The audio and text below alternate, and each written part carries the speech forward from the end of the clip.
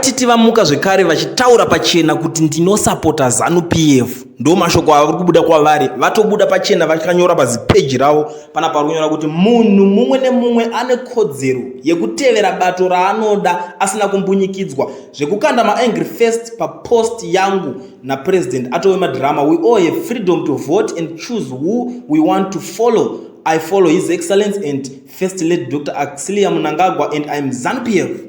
If you don't like that, there is nothing I can do to change you.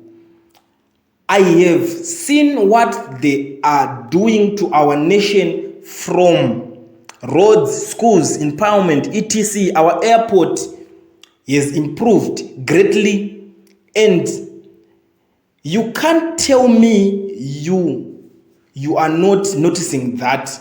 Angel of Hope Foundation ya First Lady vedu Dr. Axlia Mnangagwa zvainoitira nherera neshirikadzi, you don't see that she goes all out in helping the needy. We are millions of people in Zimbabwe. You can't expect change in 2 days, but each and every day there is visible change in Zimbabwe. You choose to see the bad side only, not the good deeds, and unfortunately it's sad.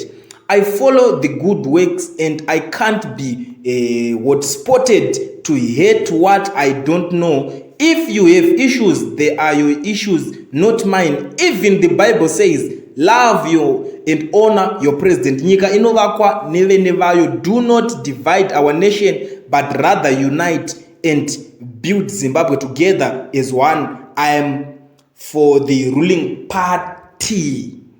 Nyika inovakwa nevene vayo. I am for the ruling party and nothing will change that. Pamberi ne ZANU-PF. Ndo mashoko ari kubva kuna Titi. Socialite wamunosapota pa Facebook anotwa Titi iye wekumbosungwa, wekumbodidi, zvakawanda zvamunoziva pamusoro pake. Handizivi kuti munomuziva ari nyaya. Ameno muri Zimbabwe ndakungosira kwamuri, muri kuionawo sei nyaya.